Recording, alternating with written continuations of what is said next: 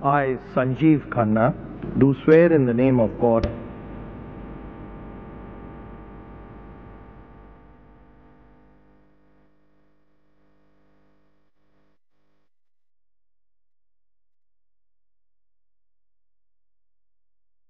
Supreme court को नया chief justice मिल गया है। जस्टिस संजीव खन्ना ने सुप्रीम कोर्ट के 51वें चीफ जस्टिस के रूप में शपथ ले ली है। राष्ट्रपति द्रौपदी मुर्मू ने उन्हें पद और गोपनीयता की शपथ दिलाई।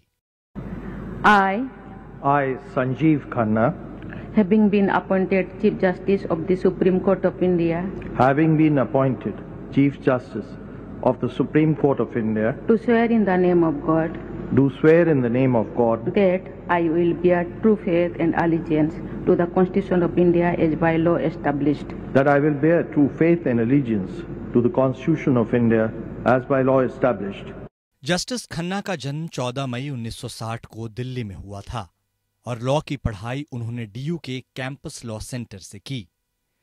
उन्हें 2004 में राष्ट्रीय राजधानी क्षेत्र दिल्ली के स्थायी वकील सिविल के रूप में नियुक्ति मिली और 2005 में दिल्ली हाई कोर्ट में एडहॉक जज बने। बाद में उन्हें स्थायी जज नियुक्त कर दिया गया। उन्होंने दिल्ली हाई कोर्ट में अतिरिक्त लोक अभियोजक और न्याय मित्र के तौर पर कई आपराधिक मामलों में बहस भी की थी।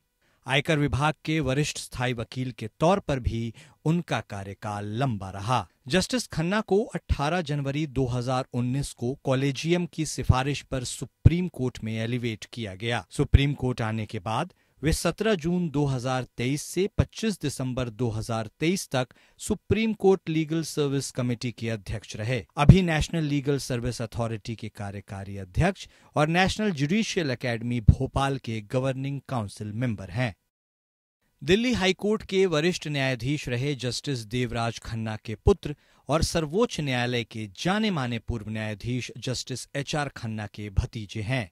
उनके चाचा जस्टिस एच.आर. खन्ना 1976 में आपातकाल के दौरान एडीएम जबलपुर मामले में असहमतिपूर्ण फैसला लिखने के बाद इस्तीफा देकर सुर्खियों में रहे थे। जस्टिस संजीव खन्ना को स्पष्ट फैसले लिखने के लिए जाना जाता है और उन्होंने अपने कार्यकाल में कई बड़े और चर्चित मामलों में ऐतिहासिक फैसले सुनाए हैं। जस्टिस संजीव खन्ना अब तक RTI, judicial transparency, VVPAT, electoral bond और अनुच्छेद 370 समेत अन्य बड़े मामलों के फैसलों से जुड़े रहे हैं। जस्टिस संजीव खन्ना अगले साल 13 मई को सेवानिवृत्त होंगे। नए सीजेआई की बेंच के पास कई बड़े मामले पेंडिंग हैं। इनमें बिहार में जातीय जनगणना की वैधता, पीएम मोदी से जुड़ी बीबीसी की डॉक्यूमेंट्री जैसे बड़े केस शामिल हैं। सीजेआई के सामने इन केसों के निस्तारण की चुनौती भी रहेगी।